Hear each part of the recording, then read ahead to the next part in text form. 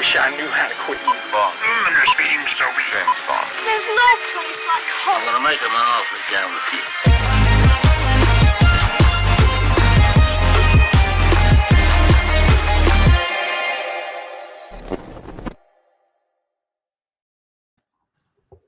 Manning is still currently tabulating the Gone with the Wind awards. Literally, like, I don't look at them, but they're currently being tabulated right now as we speak, behind the scenes. So yeah, cue the music.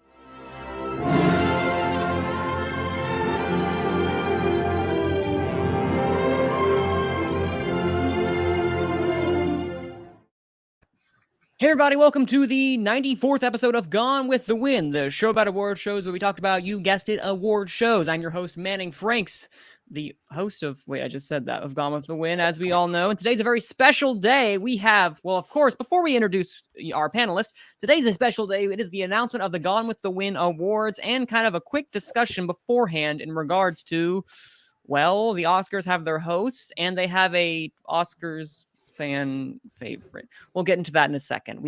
I know we all have thoughts, and Manning has protests. But before that, we also have our panelists today. We have Dan. Yeah. Fan favorite has creeped its ugly head back into the fervor of American public and the world's consciousness once again. And it's not what everybody thought was going to happen. Go figure. No, it's not. But at least it's better than popular film, at least in my mind. In my mind, it's better. Malcolm, welcome. Is it better than popular film? Yeah, because I think the popular film one was going to be an actual award that we're going to give out. I think this is probably a better way to gauge a popular type thing.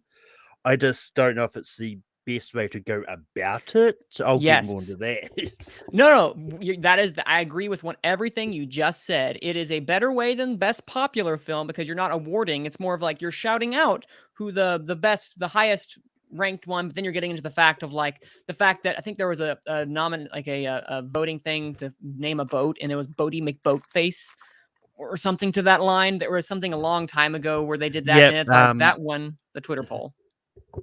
So yeah, don't trust Twitter. That's not the way you should go about it. What they should have done, and I'll quickly say this before we get into this discussion, is that they really should have just like picked some random people post, something on Twitter, and then they have like the random favorites. So they'll pick them out, and then they will read them out loud in front of the millions of people, thousands of people that are watching. What do you guys think about that? Is that better, you think, than trying to tabulate something like this? Yeah, but especially when you're going to have millions and millions of Twitter posts that someone has to go through and now counts like, well, I mean, it might be easy because they might like, well, that movie is ineligible because we'll get to that as well. Dan, is that better, you think? I mean, yeah, I just think we maybe a different category. I mean, best picture obviously is best picture, but maybe try to maybe pull the world on a name for another category where you can you don't say most fan favorite, but you call the category something else where those 10 films that were nominated for best picture aren't eligible for this other category. And then you put 5 other films in that category. Like Malignant, like Spider-Man, like Cinderella, like Minamata, like I don't know. Spoiler alert, the Malignant got shut out of our Gone with the Wind awards, and I am very upset it didn't make makeup and hairstyling or scene of the year for anything in regards to what Gabriel did in that movie. Spoiler alert. Come on. Oh, come on. It's so much fun, that movie. That ridiculous movie, Dan. I love it. Thank God we're getting Aquaman too. That'll get the stink of Malignant out of our minds. Pooh. Where's the James Wan werewolf movie? That's what I want. I would love that. But okay, quickly. So, since we're already on this discussion, Malcolm, you shared with us an article in regards to what they're actually doing for these awards, or excuse me, the Oscars. Tell me, kind of give us a rundown of the article that you shared and what they, kind of talked about while I finish my tabulation. I just see where to find the article, Kim, so I've forgotten. No, oh no. Because there was some really who did the article, by the way? It was Deadline. Okay, they have some good stuff. Well, I'm currently an article. Yes, that's right. I just found it now. Perfect. So give us a rundown, if you would be so kind, sir. So one thing that they're doing is they're limiting the attendance for the Oscars to 2,500 out of the 3,300 seats that they have available to make it more COVID friendly. So there won't be a traditional lottery like they normally do. But the members can buy seats to see the show in person, and they're going to have like mask, vax, and testing requirements as well, which is the usual thing I expected anyway. Yeah, and there's something else in regards to the bigger one, which like we expected something along those lines. They probably backtrack after the backlash of like, so you guys aren't requiring anything, just kind of like, hey, just show up. So it's interesting. They probably were like, okay, let's add something in there just so people can be a little more excited. But there was another or SAFE, and because they probably are talking to LA County and seeing what they say. But there was something else later about the Oscars fan favorite, the hashtag that Twitter was using, that it's juicy details. Oh yeah, that's. I wasn't too sure which part you actually wanted me to talk about, but anyway, please, yes, go ahead with that. So the Oscars have brought in the Oscars fan favorite and Oscars cheer moment awards, and it's an interesting idea because while they tried to do the popular movie Oscar last few years ago, it just went up in flames when the idea was ridiculed.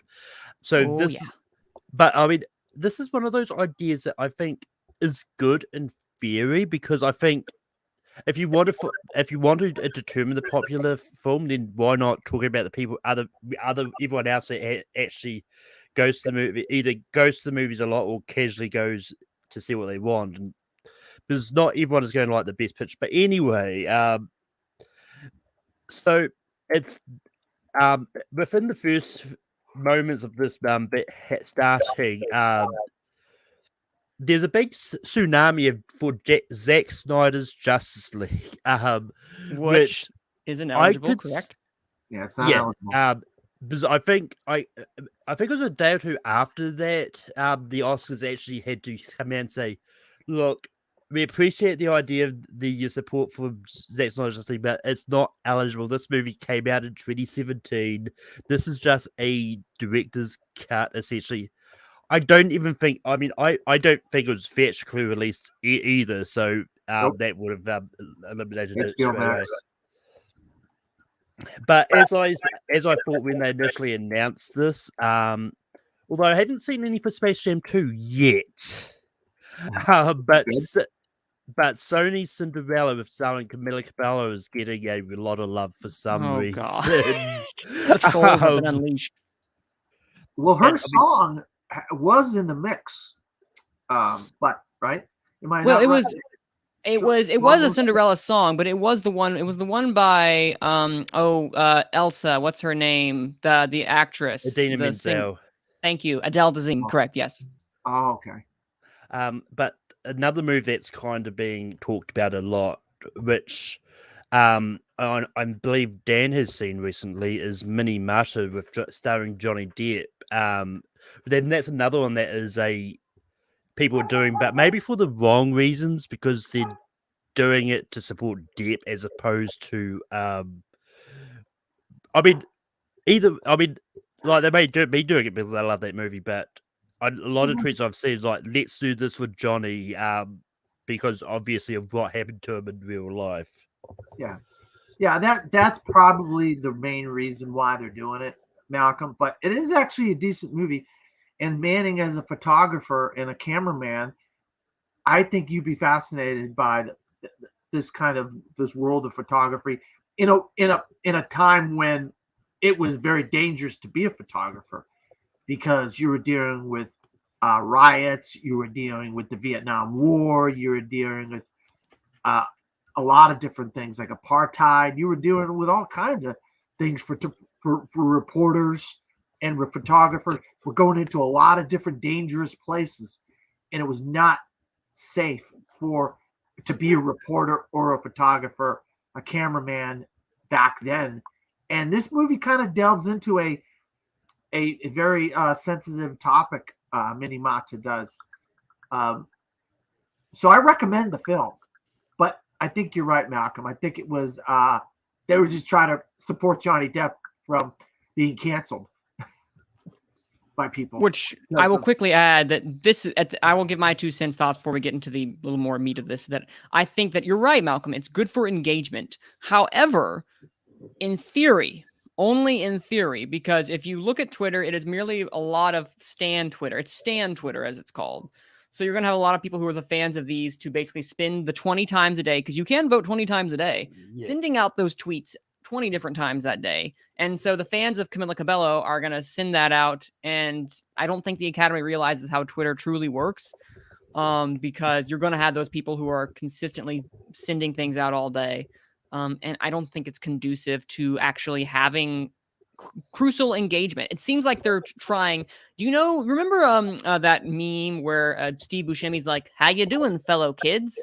That's what the Oscars, I feel like, are trying to do in this instant by trying to engage with the populace. They have good intentions, which I think the Oscars almost always have good intentions, but they go about failing in this way because they don't understand Twitter. And Twitter is, as much as I love it, it is full of stans. Nothing wrong with people who are the fans. Like, I've had a lot of great interactions with really nice Kristen Stewart fans when I've posted a couple things on Twitter. They are just fans who will post and make sure that you know about this XYZ individual.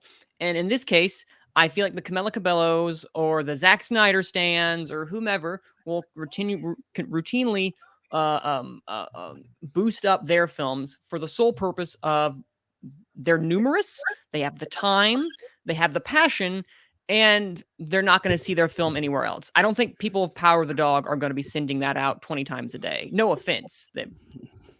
I think the Academy should have been doing something like this. The Academy something like it, yes, should have done 5 films that weren't in Best Picture, that they wanted to champion, that weren't considered like these type of contender films, and you might have gotten a better grouping of films that more represent some of the more popular films and fan favorite type films of the calendar year, in my opinion. Yeah. One thing I did think, don't the BAFTAs have the voting award where it is for Rising Star? Yes, they do. So if the Oscars or something like that go 10 movies that's not nominated for Best Picture, so you could have got like Spider-Man No Way Home, No Time to Die, and stuff like that, and go, these are the 10 movies, go to this, either vote on Twitter if which one of these 10 you like, and then the winner will be announced on the night. I mean, the chair moment, I think, is a little less, because, I mean, like, everyone's going to have a great moment of yes, of a thing. Agree 100%. So that's I think you can leave that to sort of as open, but I think for the fan favorite, I think you needed that. You need to give people options. Otherwise, you are going to get Army of Dead, which I think the Zack Snyder stance have switched on to. So, and then Malcolm, you could use the Academy can have criteria how they get to those 10. One of the criteria could be box office. One of the criteria could be clicks, like on Netflix or some kind of Netflix and Amazon and some of these streamers could give them some of their most popular films as far as people watching them on their streaming services. Yeah. I don't know what else. I mean, I think the easiest way is probably like box office is probably the most easy way to do, and then the other one is like just something that's not sort of Oscar baity that lots of people talk about. When In the Heights came out, for example, everyone was talking about that on Twitter until the next thing came about. Yeah. Oh yeah. I mean, you could do physical media sales. You could do box office. You could do, like I said, clicks. Some of these streaming services could give their analytics as far as their most popular films that are being watched, without giving away how they determine what's being watched and what's not being watched. Because Netflix is very secretive on that kind of stuff, and I'm HBO Max and some of these other ones. But you can kind of give the basic information to the Academy to whether they can make a judgment on how they can come to a conclusion of these 10 films that you're saying, or just do it to 5, make it 5 or something, where you don't have to go through as big of a assortment of films, Yeah, but I mean, it's one of those ones. Like, if you want people to vote, I think you want to give them a good selection. I mean, obviously not all the movies that came out between March and December, obviously, but well, I have an idea, Malcolm. I have an idea. Like, say there's some snubs. We'll say there's some snubs. Some like we'll take some of the snubbed films and put them in there, like A Hero, The Rescue, Vivo, Sing 2, Spider-Man, James Bond. There's 7 films right there, right? Those are all some films that got snubbed, but also are very popular, obviously, because people made a kind of a consciousness to say, oh, I can't believe A, B, and C got snubbed. Then you throw them all into there. Then you got a documentary, you got a foreign film, you got some animated films, you got some popular box office films, you got some popular IPs, Then you put In the Heights in there because that's got a lot of clicks on HBO Max and whatever. So you have a interesting assortment of films that way, Yeah. I mean, it's definitely one of those ones that there's definitely stuff they can do to sort of refine this if they do this next year. But I think, like, ultimately, because that's 6 films right there. I just counted. Yeah, I think ultimately they did this for a way to get some people to the Oscars next year. Because I don't know how they're going to sort of do it. Whether it's they're going to put all the people who have tweeted out in a randomizer and then draw it out on there or whatnot. But 3 people going to be picked from who do one of these hashtags, and they're going to get to go to the Oscars next year. But yeah, but that being said, because I think we've talked enough about this. Yes, please. Well, I was going to add quickly, Malcolm, because we're almost done here, guys. I'm on director. We got 2 more left. We're going to have the tabulation so soon. So Malcolm, was there anything else in that article you wanted to highlight? There wasn't much. Like, the only other thing else in the article was about the Critics' Choice Awards going global, but but the other one I was actually going to mention, which was a separate thing, was I was going to move into the Oscar host discussion anyway. Oh, yes. So, okay, please, I ask and implore you all, how underwhelmed were you guys by these choices? And not that there's listen, I love Wanda Sykes. I genuinely really love Wanda Sykes. I think she's a genuinely fantastic. I love the Regina Hall pick too. That's a really cool choice. I don't care for Amy Schumer's comedy really at all. It just seems random and strange, and I'm curious as to what in the world, Malcolm, you're going to bring us into it. So what are your thoughts on the host individually, and then what they're going for as a 3-act structure where one hosts and then another host and then finally the last host, the third one, closes it out. What do you think of that structure? And guys, be nice. These people could be watching. But yeah, I mean, I think this was an underwhelming announcement. Because it came out 2 days ago that these people were in talks to host, but it wasn't an official announcement. The official announcement was going to be made on Tuesday, I think what it was, when it came through. It was so for that, it's kind of underwhelming with the fact that they said that this whole rumor of these three getting handpicked to the host the Oscars, then it just turned out to be the actual thing anyway. I was kind of hoping for some. Oh, there's an echo somewhere. I don't know if it's on my end. But where do they come up with that? My thing is this, Malcolm. Where do they come up with these three random people? I mean, do they like take submissions from people that are interested in hosting, and these people all put in submissions saying they would like to host or something? How do they come up with how do they choose these people? Quickly, what I'll say, what I think from what I have read and seen, it's a thankless job. We all know that. No one in Hollywood really wants to. They asked The Rock, and The Rock was like, yeah, no, I'm busy.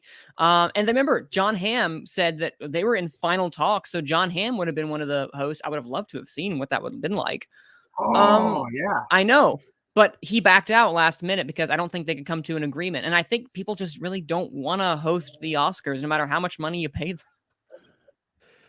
Yeah, it's one of those ones, like with this one, it could just be and I do hate to throw this out there because but it seems like they got them because for diversity's sake at times, because not that I think that's the reason they got it, but it just seems it. But that being said, I don't hate this choice because there's a lot because I actually don't mind like Amy Schumer comedy, and I mean, even though each will be like sort of announcing segments and stuff, like doing it in a 3-act structure, I think there might be times where you'll have them sort of interact with each other at times as well. Because I wouldn't be surprised if all three of them are kind of on the stage at the start anyway, so everyone knows who they are. But this is one of those ones like, I'm not a big fan of like Amy Schumer's sort of solo-y stuff, but when she's working with someone, then I don't mind it as much. But what I do like is the fact that they actually got actual actresses to do it, and not just like a TV personality or a late night talk show who may not always be that into movies. I like the fact we're going back to getting people who work in movies to talk about movies, and you've got some really great comedians as well in this mix. Yeah, is there something maybe that the three of them have a movie coming out or something next year or something? Together? Nothing. Random. Well, I'm just looking at, because I think the producer of the this week's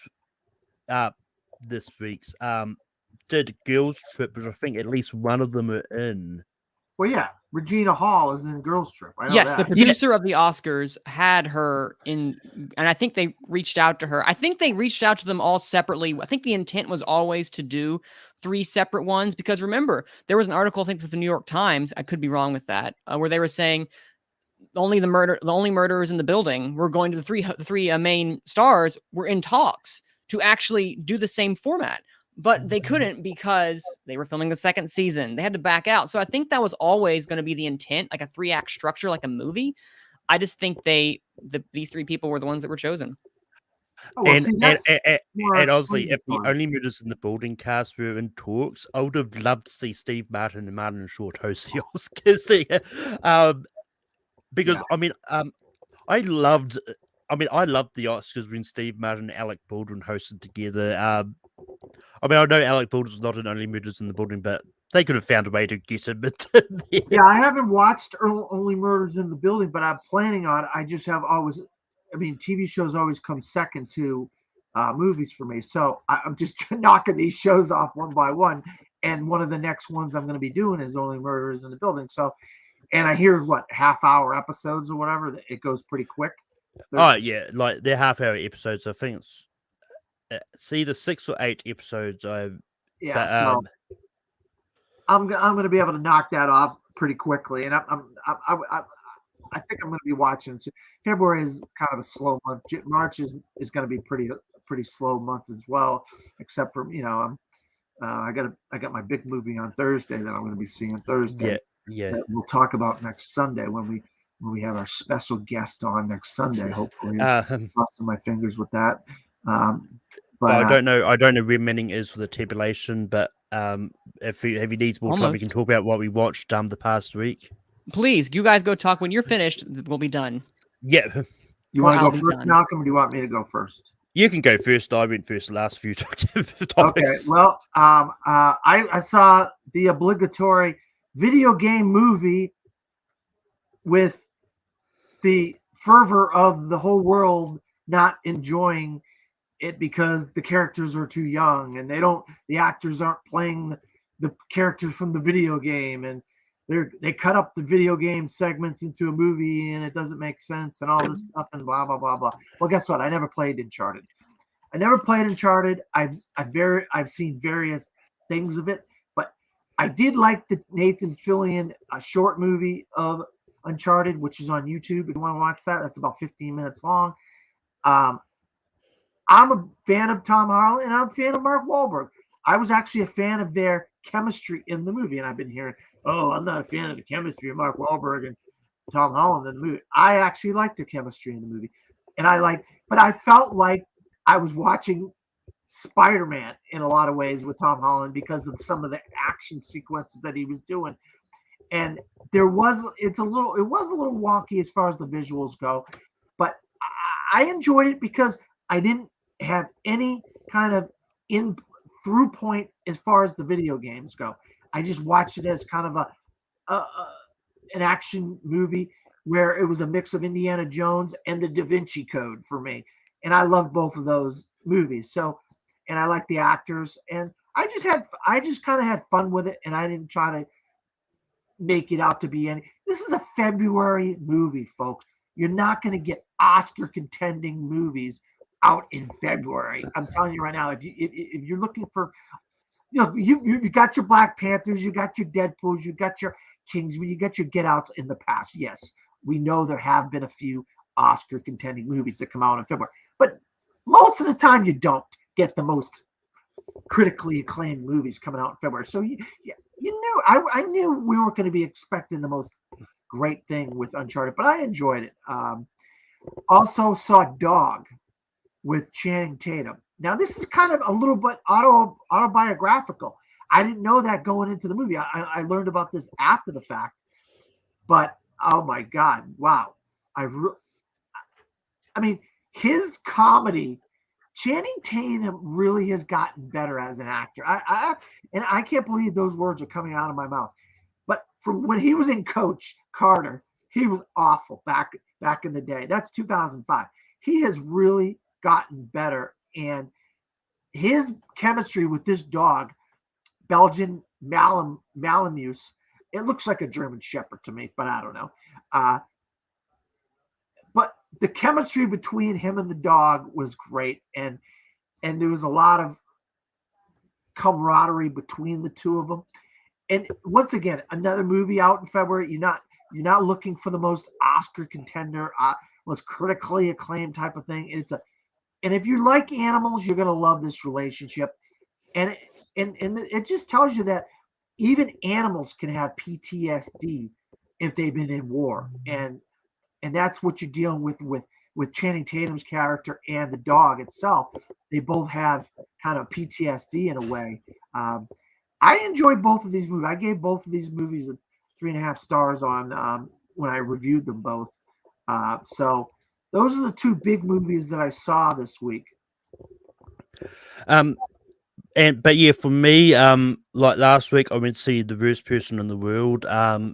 This was a really good movie. Like I've said in the past, like I'm not a big like foreign language person, but this is one of those ones that there was actually really minimal talking in this. A lot of it was more about the nuance and about these relationships, and that's something that I like, because I like it when a foreign language film like makes it accessible, even if you're not that big into sort of reading the movie, so to speak.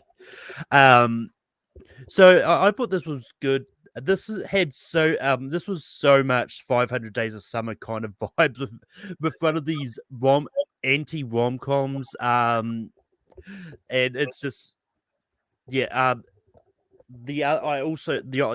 movies, like I was doing my best picture catch up here, and I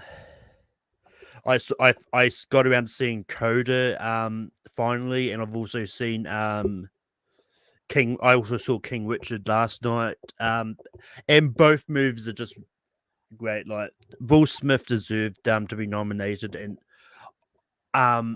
I do think he's going to win this. But it's also one of those ones like I'm not going to go guns are blazing as well because of the reason I don't want to be too disappointed if he doesn't win.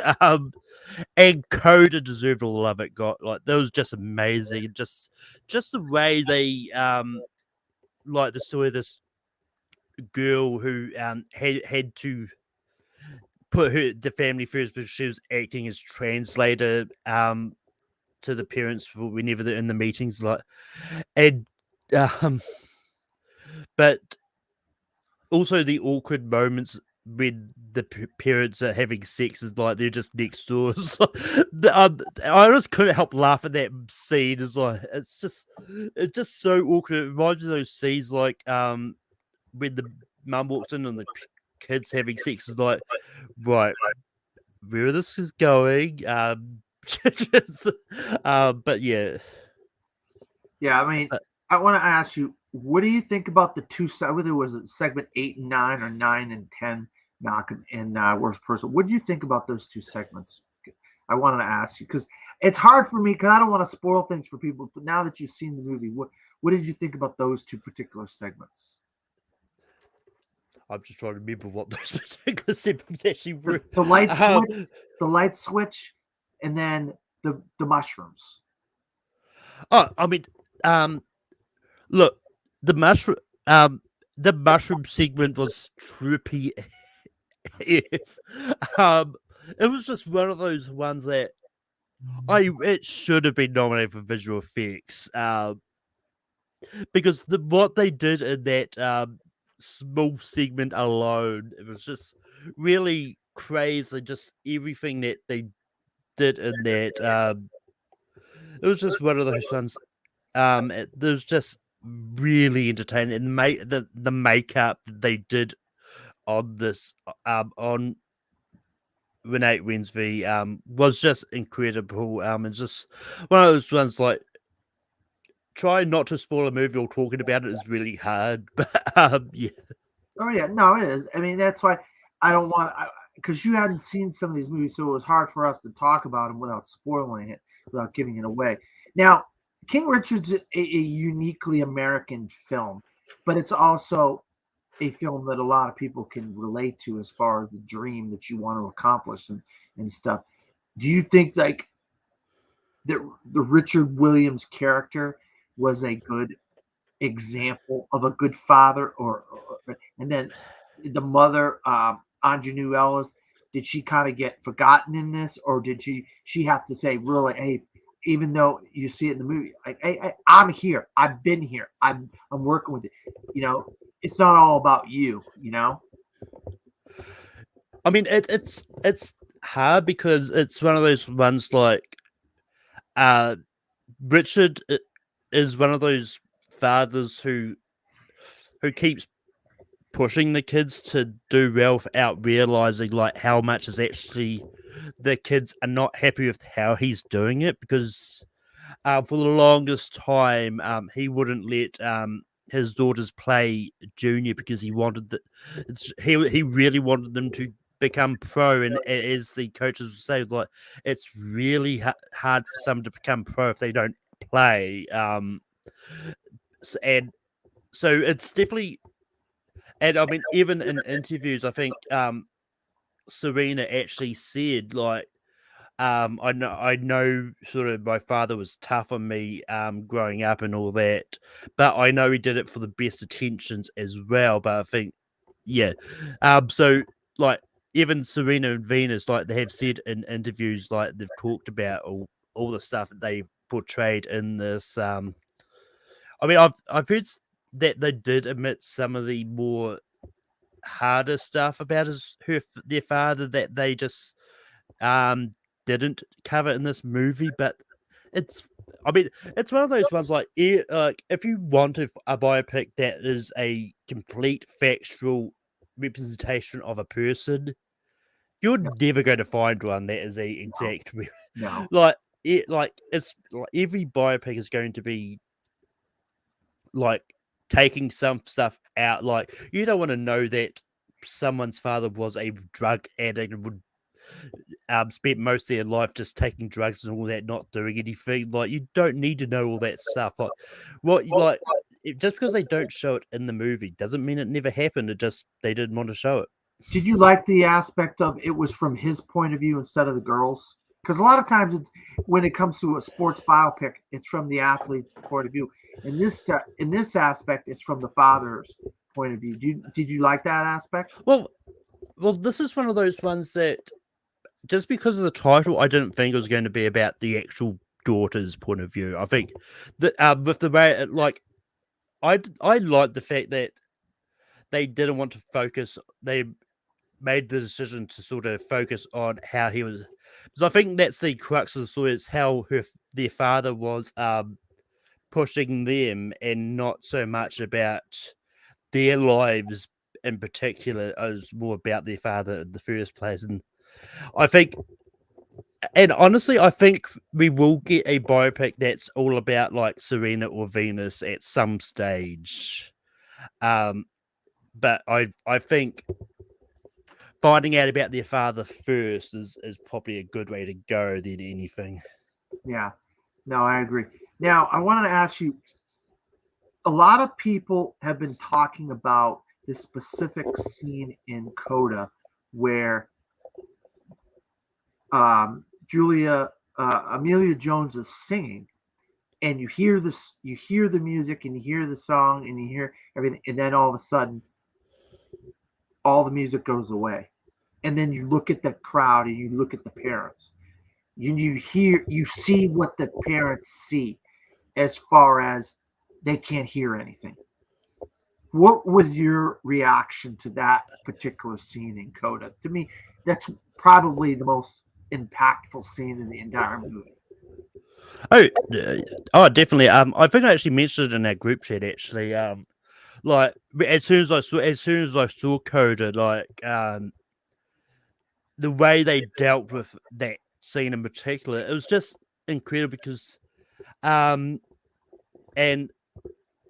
I mean, they did that. I mean, well, yes, they did the same trick in A Quiet Place and all that, but this is just one of those ones that, once again, it really worked. And the fact it wasn't nominated for Best Editing for that scene in particular is just crazy because, I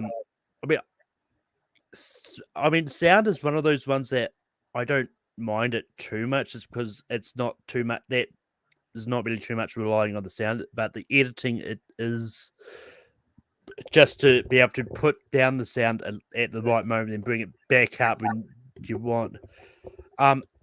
It was just incredible, and it definitely helped put an edge to the parents and all that.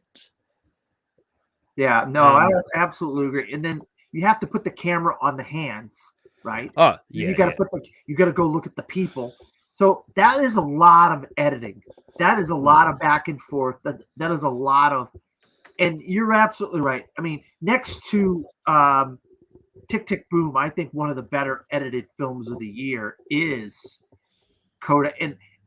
And you know, Power of the Dog gets 12 nominations. Probably one of them that maybe, I mean, could have been knocked off is probably editing, right? It got into editing, Power of the Dog. Am I correct on that, or am I wrong on that? I can't remember. I think so. But Manning, what did you watch in the past week? I'm almost done right here. So you guys keep talking for 2 seconds, and I'm about to give you the results.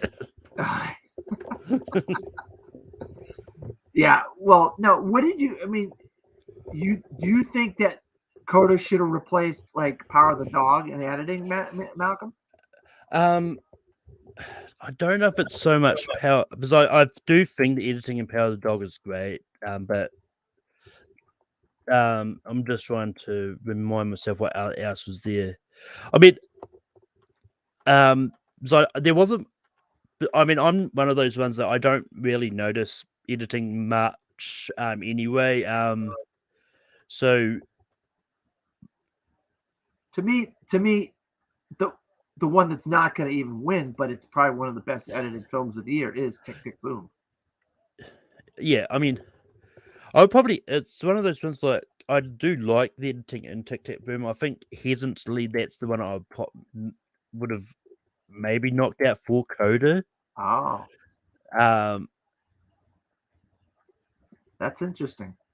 Because I was looking on Gold Derby and they got Tick Tick Boom as the 5th on there, and I'm like, wow, that's crazy. Because a lot of times the most editing is the one that gets the nominations, and that's got some of the most editing in it, and it's 5th on Gold Derby's predictions. So it's kind of interesting that it got 5th. And Manning and I both talked about how we're so happy that it got into editing because it is got a lot of great editing to it.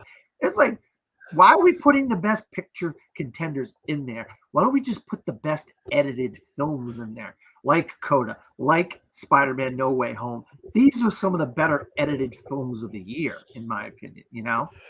I mean, it's one of those ones because I don't know sort of with the editing branch and sort of what even James Bond, No Time to Die had phenomenal editing.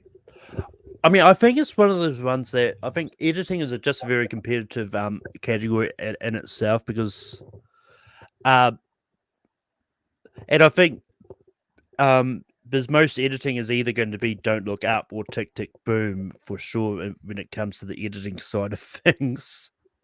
Yeah, Don't Look Up had a lot of editing because it had a lot of characters. She had to cut between.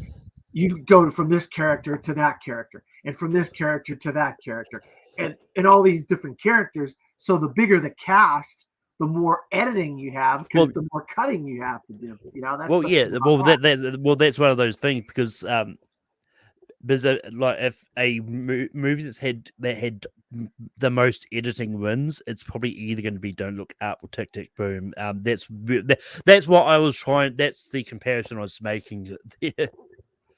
And honestly, now that I actually think about it, I'd probably replace Don't Look Up with Coda. If I wanted to replace anything. Well, we had Sound of Metal last year, a very similar film to Coda in a lot of ways because of that. Go ahead, Manning. You wanted to say something? Oh, I did. Are you guys ready? All right. Yeah. You want to put it? Do you want us to take turns with this, or are you just going to do the whole thing? No, I'm gonna announce it, and I want each of you guys because I have it all written down here. I literally went through tabulating everything by hand, and I double checked it because obviously we do 10 for picture just to confirm everything. And so I was just going back and making sure all the ones, guys. These are some of these are like the Oscars, but some of these choices are completely out of left field. So are you guys ready for whatever chaos we have unleashed? Yeah. So you're going to just announce all of them yourself? Yes, because they're all written literally on this paper. I have them literally written on the paper, so there's no way you guys can read them off. So, sadly, I didn't think that through. If I write them out, I have better luck in remembering. If that makes any sense. That's no problem. That's no problem. Because then we could just comment on it. Please. Oh, I will. Can't wait for your reactions and your commentary because there are some obvious favorites, and then there are some big snubs, technically speaking. Ooh. So I'm curious as to what you guys are going to be saying in this way. Let me just make sure. 1, 2, 3, 4, 5, 6, 7, 8, 9, 10. Okay. And that one does not appear again. I'm just making sure because we had a couple of ones that appeared a couple of times. All right. No, people. No, naughty. Not supposed to vote twice. All right. Yes, I had to. Someone voted twice, so I had to delete that one. He's using a different email, probably. All right. Are you guys ready to meticulously go through everything? Yep. I got till 9:20, so. Well, we're not going to go that long over because I got to be gone in about less than an hour. So, all right. Let's go. Let's do this. We'll probably wrap up this. We'll probably wrap up this by 6 at the latest. All right. Are y'all ready? Yep. Yep. Ladies and gentlemen, the Gone with the Wind Award.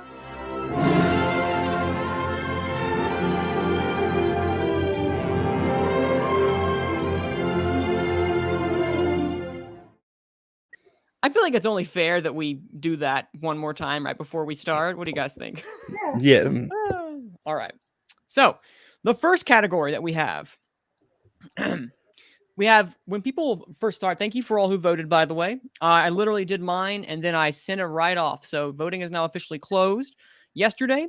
So today for our visual effects, we have your nominees are for the 4th annual Gone with the Wind Awards visual effect category. We have, in no particular order, keeping you on your toes, Shang-Chi and the Legend of the Ten Rings, The Suicide Squad, Free Guy, Spider-Man No Way Home, and Dune. Thinking Dune was going to miss, didn't you? And to repeat, that is Dune, Spider-Man No Way Home, Shang-Chi, The Suicide Squad, and Free Guy. What are your thoughts on that? Marvel versus DC, I like it. Yeah, I think when you put Spider-Man in some of these categories, it just seems like it's going to be the one that's going to win some of these. Even though I think Dune has got great visual effects. Oh, agreed 100%. It is some fantastic visual effects. I mean, it's this one could go either way really, because Spider-Man No Way Home and Shang-Chi have great visual effects. That Suicide Squad, especially when it comes to creating King Shark and Weasel and some of the and a giant starfish destroying the island. I think those are some really good special effects too. So it can go either way. Like there's so many scenarios there that I can see any of these winning. Agreed. I get to see that too. I once we are finished, I can just tell you, I'll just tell you, Dune made an appearance, even if it didn't get nominated, it made a lot of mentions. And just to tell you, 6, you know what number 6 was, guys? It was so close to getting nominated, but it missed out at the very end. No Time to Die? The Green Knight. Oh, I like the Green Knight. Cool choice. A cool choice. Yeah. All right. Visuals. Best sound design, another fantastic category. In no particular order, we have No Time to Die, Tick, Tick, Boom, The Power of the Dog, Dune, and In the Heights. I know Malcolm's happy about that.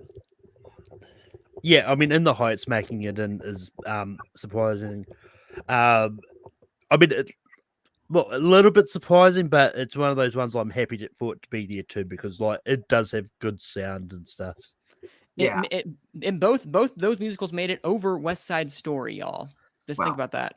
It tells you that just tells you the consciousness, what people. I think those two musicals are better than West Side Story, but that's another whole ball of wax. Yes, that's a whole nother discussion for another day. I just can't wait till I finally get around to seeing West Side Story. It drops on Disney Plus with me in a couple of weeks. I'd love to hear your thoughts. Yep, it's on Disney Plus in March. Yeah, and the closest one that we had was Godzilla versus Kong, surprisingly, for sound design. Go figure. All right. Oh, excuse me. No, that was the Last Duel. The Last Duel was the one that was the closest one. So, which would have been a good choice. Yeah, I was about to say Godzilla versus Kong and sound design. I was looking at the wrong one. I apologize. That's not what I have written down. All right. For next, we had cinematography. For best cinematography for the 4th annual Gomethwein Awards, they are as follows: Dune, The Tragedy of Macbeth, The Power of the Dog, Nightmare Alley, and The Green Knight. Wow. That might be a perfect category right there. That might be a perfect 5 right there. It's a great category. Not That gonna might lie. be a perfect 5. I mean, I don't think you could have picked 5 better films with cinematography, I think, this year. I will say a quick thing. I was out of the 5 options, I was the single person to vote for passing in any category. In any choice for cinematography, passing was my number 1. Not a single person put it in their 5, and so it had utterly no chance to make it. Oh man, I'm sorry, man. I love passing. What was the 6th one for cinematography? For the 6th one for cinematography, I had it right here. The 6th one for cinematography was it was West Side Story. Oh. So it was close, but no cigar. Yeah, close. It was close to being the Oscar 5 for cinematography. Close. Yeah, but The Green Knight came in. Yeah, I'm glad because I think it's more of a cinematic experience. I agree. Yeah. All right. So number 4th category is original score. And they are as follows: The Power of the Dog, Encanto, The French Dispatch, Dune, and Spencer. 2 Johnny Greenwood. We got the double Johnny Greenwood this time. You did. And another one that Malcolm's happy with. The Splash got in there. No, Don't Look Up. No, Don't Look Up. In fact, Don't Look Up didn't get a single number 1 vote. So, well, let that be the case. I would like to say I'm surprised, but I'm not. No Nicholas Bertel. Too bad. Nothing for Nicholas Bertel. The closest one after that, number 6, was No Time to Die. So, it was close. It had a good score, though.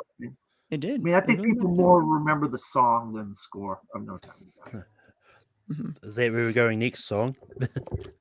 Exactly. For the 5th category, we have original song. We have No Time to Die from No Time to Die.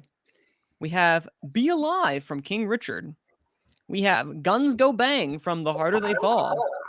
We have Dos Oruguitos. Dos Oruguitos from Encanto. And we have We Don't Talk About Bruno from Encanto. There we go. We do both of them. Now you can count on the Gone with the Wind voters to put the ones. Right songs in there. Yeah. Listen, I remember 2 years ago we had Lost in the Woods from Frozen make it in, the better song from that movie, from Frozen 2, excuse me. So that was a fun one that I'm glad people actually went with. So we have it again for Bruno. Yeah, and I mean, it's one of those ones I do like Dos Oruguitos from Encanto as well. So I'm glad that made it into, what was the 6th one? Oh, the 6th was So May We Start from Annette.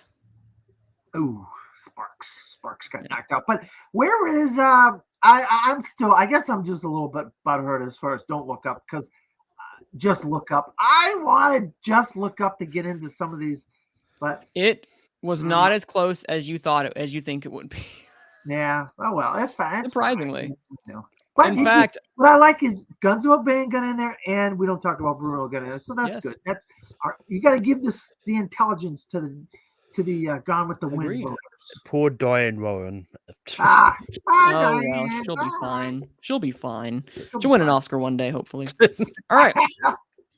Number 6, makeup and hairstyling. Now, this is one that was, I will say, highly contentious and kind of sad because there was one that I really wanted to make in Malignant that didn't even get anywhere close. Although that's on me for not putting it number 1, sadly. All right. I know, too bad. Makeup and hairstyling are as follows: Cruella, The Eyes of Tammy Faye, The Green Knight, House of Gucci, and Dune. Yeah. Green Knight gets in because of the Green Knight. The guy in the tree. I mean, what great makeup. That's all makeup, people. That is all prosthetics and makeup. So that deserves it. Once again, you can't go wrong with the Gone with voters. They are intelligent people. Got some good people. Got some good ones in there. Agreed. Any thoughts, Malcolm? Anything? I mean, it's pretty much what I expect from makeup and hairstyling. Like nothing too surprising there. The 6 was The Suicide Squad. So close. All right. Number 7, we have production design. We have The Tragedy of Macbeth, The French Dispatch, Yes. Nightmare Alley, Dune, and West Side Story. Ah, damn it! I hope the last Duel would get in, but oh well. What are you gonna do? Nope. It wasn't even number 6, sadly. I would have been a great addition. Alas, it was not able to pull it off at the last second. Surprisingly, one of the ones that was actually really close was Cyrano. So it's been seen. Yeah, people are seeing it finally. I know, right? It comes out for me this week as well. Same. I can't wait to hear your thoughts next week on it, Malcolm, if you get a chance. I mean, I don't know if I'll get a chance to see it this week, but I'll get a chance to see it this or next week is my goal. Yeah. It exists, guys. Although, don't count them. Don't count Cyrano kind of like making it too many more places. It didn't make it in, but it was 6, so it's close enough. All right, 8 costumes. We have Cruella, Dune, Cyrano. I lied. Spencer. Ooh. And Nightmare Alley. Spencer, the outlier, because there's a distinct storyline within the film of Spencer about the costumes. The costumes. It's interesting that once again, the intelligence of the Gone with the Wind voters compared to the Academy voters. I agree wholeheartedly. So I'm trying to think what the next one was. What are your thoughts, Malcolm, on these? I mean, once again, it's kind of when it comes to costume, like it was kind of expected. Really, like there wasn't not a lot surprising. I mean, I'm one of those ones like that think just because it is a part of the movie where they do costumes and that I don't think it necessarily means it should be nominated for costume for that reason. But I mean, I've seen the trailers for Spencer, the costuming and stuff, like how everything actually looks like authentic stuff that people would have worn around that time period. It's still good. So she wore. They took all kinds of photos and everything, archival photos, and they used those photos to get to the right costumes and the right clothes for her. The 6th one that barely missed was The Eyes of Tammy Faye. So I guess Tammy Faye's wardrobe almost made her got her in. Oh yeah. Well, they had some crazy clothes. You got to give them credit. They definitely did. Very era appropriate. Yeah. All right. This is film editing. Number 9, film editing. Now, I told them in the chat, guys, we had a 3-way tie for the 5th spot. They were the top 4, and they were very easily the top 4. But we had a tie, and you know what? I was like, you know what? We're going to keep them. We're going to have 8 nominees for film editing. 7 nominees for film editing, which is, again, unhinged, but let's go for it. All right. We have Tick, Tick, Boom, King Richard, In the Heights, The Power of the Dog, West Side Story, Dune, and Spider-Man No Way Home. Made it in. No coda. No coda for film editing. Yeah. But Spider-Man's in there, and that's one of the best edited films of the year. Tick, Tick, Boom, another one of the best films of the year. Surprisingly, Summer of Soul was actually right there. So wow. Well, that had great editing, yeah. Well, because you're going back and forth from the talking heads to the archival footage and so forth. Oh yeah. Yeah, I mean, coda might have made it in had I'd seen the movie before I did my voting. Like I did my voting, it's like I might have actually watched coda now. It's like I couldn't have just waited. Hey, that is okay. Hey, that we have 1, 2, 3, 4, 5, 6, 7 nominees for film editing. Don't worry, we have some more ties, but we do not have any more 3-way ties. That was an unheard of thing so far that we've had so far. So that's 7 nominees for film editing. It just tells you how divisive that category is. People can't make it is a cutthroat. All right, number 10, Stunt Ensemble, which they should have at the Oscars. Yeah. For Stunt Ensemble, we have as follows: Dune, Shang-Chi, No Time to Die, Nobody, and Spider-Man: No Way Home. Oh, Nobody. So, that's interesting. Surprising addition for Nobody. Yeah. I mean, they had some great fight scenes, you know. Obviously, I mean, yeah. Bob Odenkirk can't be doing all them fights, so they had to edit in the stunt double or whatever. So yeah, they made it look like Bob Odenkirk maybe, and that's why people I think that came out earlier in the year of 2021, where it kind of monopolized on the action genre for a little bit, so it's in people's minds. Yeah. So that's what I think. Yeah. Yeah. Oh, yeah. But most these can, yeah, as you expect. Yeah, pretty much. I mean, I'm surprised no Black Widow though, but that's true. Black Widow really didn't factor in all that much for Stunt Ensemble, which is surprising. I guess people kind of forgot about it. What was the next one after that? The next one was the Suicide Squad. So I just found it funny they remembered Nobody but forgot Black Widow. They're both around that same time. They're both. That's true. That just tells you how forgettable of an MCU film Black Widow is. Disagree. I still remember it. Malcolm's the one that remembers it. All right. For number 11, Cast Ensemble. Another one that they should have at the actual Oscars. Yeah, they need to do cast. Give it to the casting director and the actors, so all of them. Yeah. All right. Cast Ensemble, number 11, are as follows. The Harder They Fall. Nightmare Alley. Yeah. Dune. Yeah. Mass. Yeah. And The Power of the Dog. Wow. Don't look up. Doesn't get in there. Nope. We're starting to see a pattern, ladies and gentlemen. A pattern, I tell you. Not a lot of don't look ups.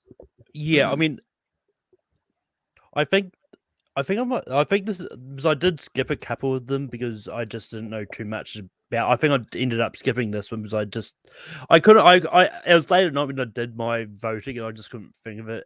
I probably would have put Don't Look Up in mine because, like, say what you want about the movie, the cast itself was fair, great. yeah. Oh yeah, that's fair. Coda was almost on the edge, almost made it in. So, but close. You got to go to the intelligence of our voters. They get Mass in there. They got Mass in there, and I was happy because if it got anywhere, I'd want it to get in here. Yeah, because this is a true ensemble. It is very much so. All right, this one was just an utter madness. Let me tell you. This is our special scene of the year, which again, not many other places have. The Oscars don't really have. Wording. They might do it. It'd be fun. Yeah, it's the wording, right, man? Arguably they do this year. It's just the Twitter stuff. That's true. Well, and then you have to extrapolate the wording from one person to another person, and do they mean the same thing? And that I bet was very hard for you. That was very, very hard because there were a lot of stuff from Spider-Man: No Way Home, but it's trying to figure out, okay, so what scene from the movie are you talking about? And there were a lot of different scenes. Like, for instance, I will say, while The Worst Person in the World didn't make it in, it appeared, there was 3 different scenes from that movie that made an appearance. Which none of them made it. So full on disclosure, it did not make it because there was so much difference. But that would have been nice to see. It would have been really cool. We have for scene of the year, we have the restaurant scene from Pig, which is that scene with him and the chef. So that's a really cool addition. We had some people that were really liking that scene. Good. We have Therapy from Tick Tick Boom. We have, which I like this to put this all. It was 3 Spideys hanging out, which is that scene in particular where the 3 of them are kind of talking together, kind of shooting the breeze. We have the Green Knight ending montage. So everything from that last little bit up until the spoiler alert, the ending happens. And then finally, the sandworm attack from Dune. So those are the 5 scenes, unhinged craziness. And you extrapolated all the votes. I did the best that I possibly could to try to extrapolate what everyone was saying. Yeah, that's hard. Yeah, that's hard to differentiate how people word things, you know? It 100% is. All right. Number 13, Best Adapted Screenplay. We have as follows. Coda, passing The Power of the Dog, Dune, and Drive My Car. Wow, love those 5. Love those 5. So interestingly enough, one of the obviously one of the biggest misses here in adapted screenplays, The Lost Daughter. The Lost Daughter so far has gotten nothing. Yeah, it doesn't deserve it. I don't know what. I know you don't. I know you think that. I don't know what they're thinking. It's not that good. Well, I don't think. I think it's one of those ones, like with being Netflix. I think they just forgot it's there. Personally, Yeah. because it sort of came out like right at the end of the year on Netflix, and I was like, I think a lot of people probably, if they didn't go see it in cinemas, they probably just forgot it was going to be as a Netflix original. And Netflix is pushing other films like Don't Look Up, Power of the Dog, For adapted, the one that was the closest and like right on the edge for our 6 was Nightmare Alley. So it was close. It was close. All right. For best original screenplay, we have one that we have a tie again. So we have the next category that has a tie. Only the bottom 2 tied. So nothing too crazy. We have The Worst Person in the World, Licorice Pizza, King Richard, Belfast, Mass, and Come On, Come On. Wow, interesting. But you got 4 of the 5 Oscar ones, right? 4 of the 5. Well, we have 6 because we have a tie. Come On, Come On. It's interesting that Come On, Come On and Mask are getting into categories because it just shows that they do have a fan base out there. They do. And it's nice to see them in it because that was a good script. I mean, it was a lot of talking for Joaquin Phoenix and the young guy. So it tells you how dense and how wordy that script is. Yeah. Mm-hmm. Thoughts, Malcolm, on these 6 for original? Yeah, I mean it's pretty kind of expected. A lot of them, like nothing. You got Passing and Mass in there, right? Passing and Mass did both get in there, so I'm a very happy camper when it comes to that. I will say though, the one that was 7th right off the edge was Pig. So there's some left for Pig. Well, that was something that there was talk about that possibly getting into the Oscars as screenplay. As a lone screenplay nomination, although we did not have that this year, and that was broken, that stat. Yeah. Well, I'm sorry. I interrupted you, Malcolm. I apologize. What were you saying? I didn't say anything to... all right. Never mind. Perfect. All right. Moving right along into best documentary feature. We have... Now, this one is crazy. We have Summer of Soul, Flea, The Rescue. Okay. You expect those, right? Cool. Nice. Attica making it in. Very good. It's on Showtime. If you have Showtime. And even if you don't, it is on Amazon Prime as well, which I found for 9 more days. So hurry, go see it. And it's really good. Finally, I didn't know anything about it. I was like, wow, what an interesting story this is. And finally, Billie Eilish, The World's a Little Blurry. I'm telling you guys, look, you say, oh, Billie Eilish. This is before she became like a mega star. This is before she won all her Grammys. She was in the process of writing James Bond. She was having legs. She had problems with her legs.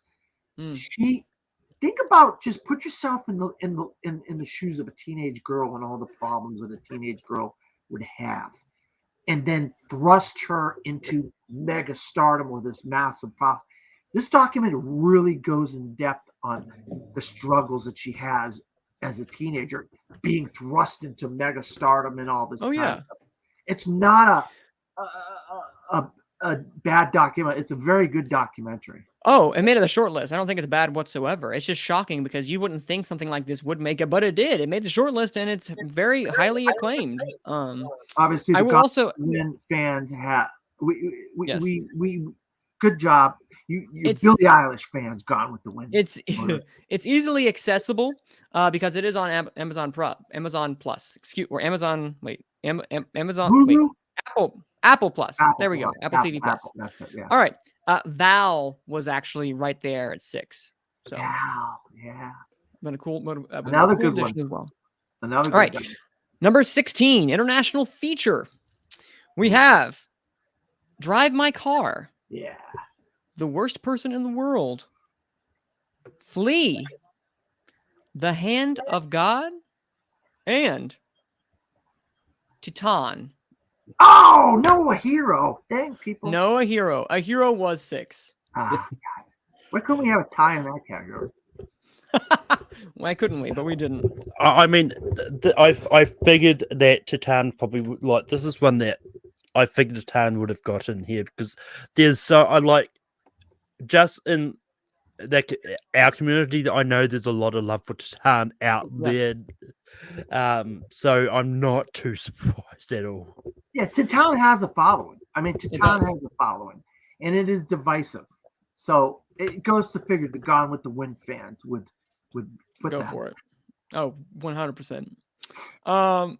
Best animated feature. Oh boy, here we go. Encanto. Okay. Flee. Okay. The Mitchells versus the Machines. All right. 3 front runners. Luca. And Belle. Belle. Wow, Belle made it in. I know you're not a fan of it, Dan, but it made it in. It had its number 1 votes. It's got good music. It's got good animation. It's just not. It didn't like blow me away. It was a little odd. It's just a little bit of an odd movie. But you know that anime is a very popular form of animation, and it goes to figure that crowd wanted to champion Belle, and I have no problems with people championing.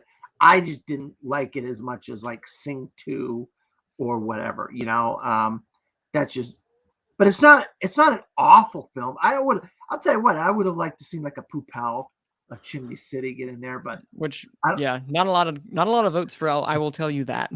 I'm probably the only one who probably voted for was number 6 Raya and the Last Dragon by chance? It absolutely was. Yeah. It was. I will also add that Boss Baby Family Business got one number 1 vote, and I wonder who that was. Our friend. Not looking at anyone, Matt Kearns. It was absolutely Matt Kearns, and more than likely a completely ridiculous fun vote. I respect that immensely, Matt. So brava, thank you. It did not make it. I'm sure I'm the only one who voted for Poopel. You probably got 1 vote for Poopel. I mean, we had one, not in number 1. We didn't have that in number 1.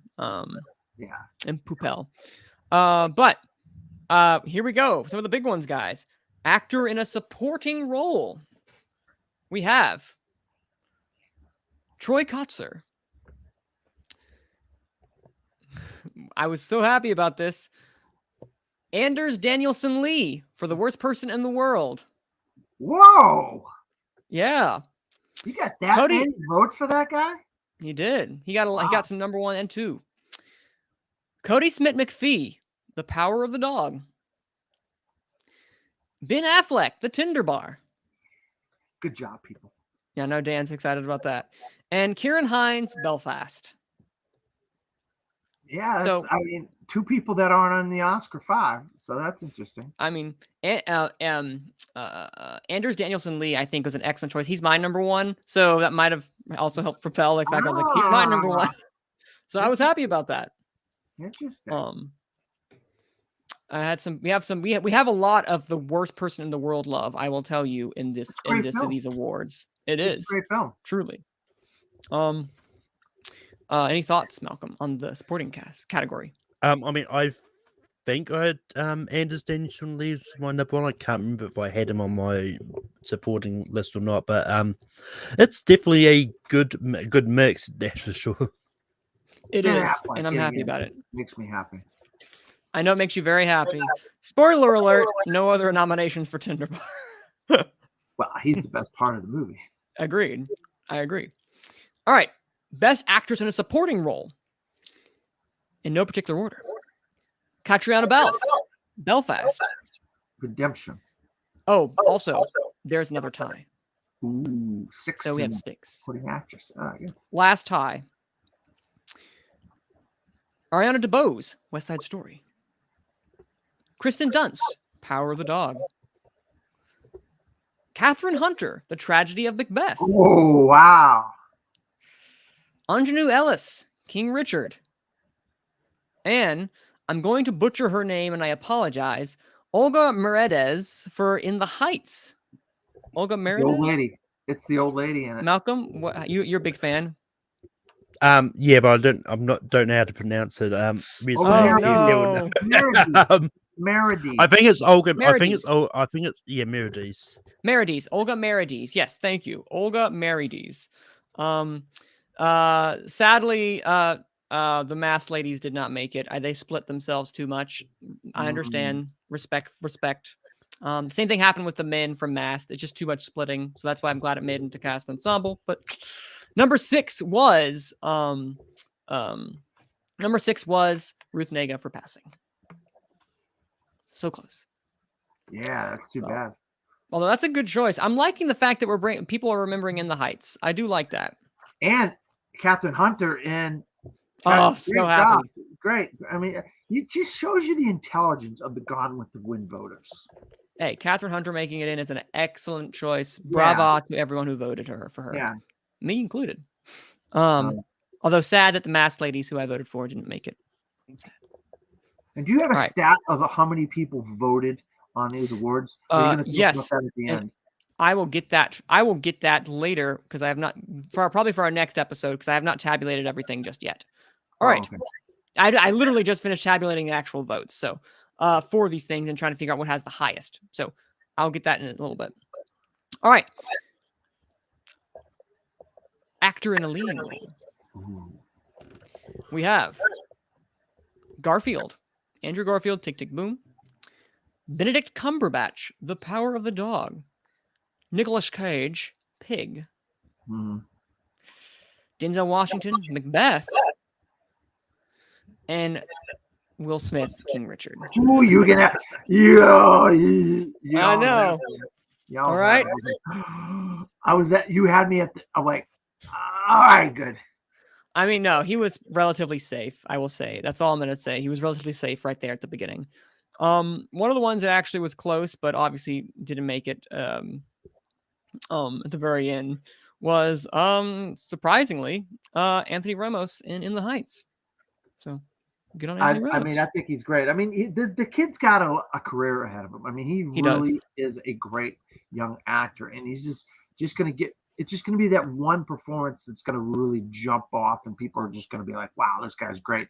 He's been doing work for a little while now, and you can see he's got the talent. It just he needs to just get that one role that really just jumps out at people. Agreed. Thoughts, Malcolm? Yeah, I mean, once again. I know the love for Pig in this community, so I knew that there was no way Nicolas Cage was going to get nominated. Oh, yeah. He did well. All right. Actress in a leading role at number 21. We have, and I'm so happy to report, Renette Rensby, I believe is pronounced it, for the worst person in the world. Exactly. Love it. In a startling, this Best Actress is chaos again for us, just like it is in real life. Kristen Stewart in Spencer. All right. Jodie Comer, The Last Duel. Yeah. Alana Haim, Licorice Pizza. Yeah. All right. And Amelia Jones in Coda. Wow. That's fantastic. Only one of the Oscar 5. And that's Kristen Stewart. That's fantastic. I had no issues with this at all. Wow. Thank you. Jodie Comer really the lead in The Last Duel, though? I would have thought it more. She's the lead. Everybody else is supporting in that film. Well, I will say I think you have 3 leads. She's the lead and Matt Damon's the male lead. The other 2, Adam Driver and Ben Affleck, I believe, are supporting. Well, Jodie Comer surprisingly had a lot of votes in Best Actress in a Leading Role, like a lot. Yeah. Wow. Really? But I mean, I didn't like her in The Last Duel. I thought she was. I thought she was better in Free Guy than The Last Duel. So. No. Ooh, Don't like that hot take. Don't like that at all. Yeah, I loved her. I loved her in The Last Duel. But yeah, what a great God! The Gone with the Wind voters, boy, they really surprised. Came to play. Yeah. Surprisingly, the closest one, surprisingly, that almost made it, was I didn't write this one down. It looked like it was Nicole Kidman and Being the Ricardos. So almost made it in, but didn't. All right, 2 more guys. We have Best Director for the Gomethwein Awards. We have. He's not snubbed. He's Denis Villeneuve for Dune. All right, good job. Jane Campion, The Power of the Dog. Lin-Manuel Miranda for Tick, Tick, Boom. Oh, wow. Kenneth Branagh, Belfast. And Julia Ducournau for Titan. Oh, come on. All right. Wow. All right. No Steven Spielberg in here.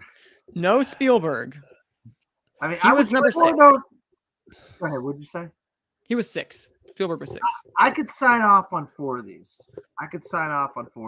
I don't know. Yeah, Julia Ducournau was just right. Was just propelled right over the edge with some passionate fans. What happened to Yamaguchi or whatever, or didn't get as many votes as you would think. Surprisingly, I mean, it might just be a case of not enough people have seen Drive My Car, because but it's only just sort of started rolling out, hasn't it? Yes, it has. This is true. All right. No Ridley Scott, folks. No, I mean, we had some, but not enough to do anything close. All right. Here we go, y'all. Oh boy. Best Picture. In no particular order. Tick, Tick, Boom. All right, it gets in. Coda. It gets in again. In the Heights. It gets in. Oh, wow. King Richard. Okay. The Worst Person in the World. Oh, my God. Dune. Okay. The Power of the Dog. All right, good. Spider-Man No Way Home. All right, that made sense. With this crowd, that was very populous. The Harder They Fall. Oh, wow. And The Last Duel. Wow. All right. I'm glad to see The Last Duel get in there. Wow. A lot of the Oscar films did not get into this thing. No, not a lot, surprisingly. My number 1 of the year is currently Flea. So that didn't make it in. I'm very sad. None of my top 5 besides Dune made it in, which is kind of sad, but that's okay. A few of mine got in. A few of my top 10 got in. Yeah, which of yours got in, Dan and Malcolm, for that top 10? Well, I had Dune in my top 10. I had King Richard in my top 10. I had Spider-Man No Way Home in my top 10. I had, I think those are the 3 of my top 10 that got in. Malcolm? I was just getting there. So I had In the Heights, No Way Home, Coda, Tick, Tick, Boom. Oh, Coda, yeah. And I think No Time to Die was there, wasn't it? No, it was not. No. So yeah, I'm only 4 of my top 10. So the closest one, I only got 1 in. So just so you guys know, these are not rigged. I only got 1 in for my top 5 for Picture. Just so we are clear. The closest one after that was a tie between Licorice Pizza and Encanto. So, well, Licorice Pizza got in. I would have had 4. You would have 4 there. You guys, guys, go ahead, Malcolm. I mean, I'm surprised, like Encanto or any animated movie didn't actually make it in, because like if I was to put money on it, I would have guessed that either Encanto or Mitchell's versus the Machines, just because of how popular they are, would have made it into the top into this. No, I mean they were close. Not a lot of love for the Mitchell versus the Machines. I had it, in some other categories. I thought it would have gotten more. I thought it would have got more love overall than it did. I can't clarify. I will do the tabulation later after we wrap everything up. But I can tell you almost assuredly Dune ran away with the nominations. Dune and The Power of the Dog were the two, I think, with the most nominations, which makes sense. Belfast really underperformed. Belfast got a lone director nomination. For Kenneth Branagh, yeah. Yeah. So I'm just glad some of the films that I didn't like that were nominated a lot in the Oscars, like The Lost Daughter, West Side Story, didn't get a lot of love with our Gone with the Wind Awards. So that tells me that it's just not me that don't like these films. A lot of people don't like these films. Oh, I mean, it's one of those ones. Like, I think it's a case of maybe some people was like, well, I mean, I don't want to put 3 musicals in this category, so it's like I'll pick my 2. So I mean, because I know there was a lot of love for West Side Story out there, especially in the Take 3 community. Yes, but so I think it's just probably more of a case of like they put. They thought like West Side Story is going to get a lot of number 1 votes. They'll put like In the Heights at number 1 just so they can get in over some of these. I will say that Tick Tick Boom had, from behind the scenes, Tick Tick Boom did incredibly well. It did very, very, very well in a lot of the categories that we have here for the Gone with the Wind Awards. It made a lot of appearances and has a lot of support. And I think out of all the musicals we have there, it had the most support.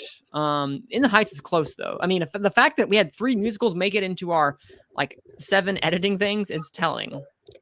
Yeah. So that just shows they like musicals. Well, it was the year of the musical. 2021 was the year of the musical. Whether you liked them, you didn't like them, it was the year of the musical. It 100% was the year of the musical. I should actually write an article about the year of the musical. Well, I mean, do that.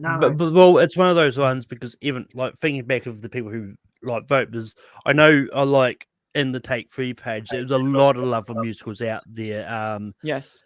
So even in people that I know that would have voted on this, there's a lot of people that I know love their musicals. So it's so to see a lot of musicals pop up every now and then, I would have loved to see everybody's talking about Jamie come up somewhere. I don't think a lot of people saw it. I was trying to see it, but I didn't know where to go to find it. Where is it? Is it Malcolm? It's on Amazon Prime. Oh, really? I gotta watch that then. So are we going to have a Gone with the Wind fan favorite award as well? No, the fans voted, so they are the favorites. This is the fan favorites. Our Gone with the Wind fans voted on these, so these are the fan favorites. I know. We're all the fans. So I'd like to thank everyone who voted. This will obviously be up here, and I'll have a more comprehensive list when I actually go through it. Because again, this is tabulated just right now. I'll do some little little fun science stuff to figure out all the math. But these are your nominations. Sad Mask didn't make it in. It made it into ensemble and screenplay, so I'm happy about that. But it didn't make it in at the end of the day. So, but you know what? I'm okay because it made it into some places that counted. Passing got 1 nomination in screenplay, and I'm still happy about that. And if you look at the films overall as a body of films, they span the entire year. They span from Sundance of January all the way to December, which is great because that means films from all year long are being championed on the Gone with the Wind Award. That means our fans watched movies from every month to month, and they kept track of all their favorites and all that stuff, which is good. Instead of we're not getting June, that's the cutoff, or something like that, Well, technically it wasn't all year long. It would have been from when the eligible ones were then, from March, but I know what you mean. Sundance is eligible. All the Sundance films are eligible, except for Judas and the Black Messiah, which wasn't eligible. You're muted, Manning. It's not a Gone with the Wind unless I do that at least 1 time. Oh Lordy. I was gonna say, you know what? Hey, I appreciate for everyone who voted. We're gonna wrap up here, and that'll be us. That'll be it for it today. Until next week, we have a special guest, and we have SAG predictions because next week is SAG, and that's gonna be fun. So, Dan, where can they find you? You can always find me at Dan Skip Allen on Facebook, Twitter, Instagram, and Pinterest. Also, Letterboxd from the Fourth Row on Letterboxd. That is also my blog from the Fourth Row, where I write all kinds of stuff. I might actually write an article about musicals from 2021. Who knows? We'll see. Also, my main place where you can find me is disappointmentmedia.com, where I write all kinds of things: TV shows, movies, retrospectives, anniversaries, tributes, you name it. We're doing the Criterion Voyages, which is a weekly column. So I do all kinds of stuff on disappointmentmedia.com, and we got a big movie coming up on Thursday. So I'll be talking about it next Sunday when we do Gone with the Wind. Can't wait to discuss. I got to be careful because this embargo lifts on Monday, so I can't really get into too many spoilers. Well, we'll talk about that later. So Malcolm, where can they find you? You can find me hosting Rankum on Take 3 every Saturday. I haven't checked, but it's looking like next week's episode is going to be top 12 Bruce Willis movies. Because will be very interesting. Yes. Considering half of his career for the last 5 years is all direct-to-video stuff. But that being said, you can also find me hosting trivia on Full Metal Trivia. I don't know what the next random one is, but it will be either World Capitals or something. But yeah. And you can find me at Cine_Man on Twitter. That's CINE_MANN, as well as right here hosting Gone with the Wind awards. No, we just announced the awards. The Gone with the Wind podcast on Apple Podcasts, Spotify, wherever you can find your podcast. Go do it. Thanks to Anchor. And of course, right here at Anchor Productions. When are the awards going to be up for people to vote? Oh, the awards will be up hopefully the next few days. I will hopefully by Tuesday night, where we have a special episode that will be dropping with Dan and Sean from Disappointment Media. So look forward to that as they discuss international films on Tuesday night. And around that time, the link will also drop for when you guys can start voting.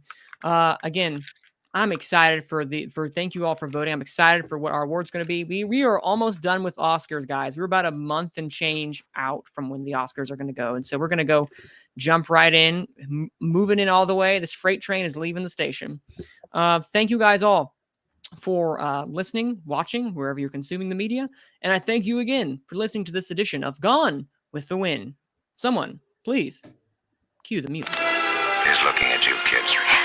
I wish I knew how to quit eating bugs. There seems so be. There's no place like home. I'm gonna make him an offer down with you.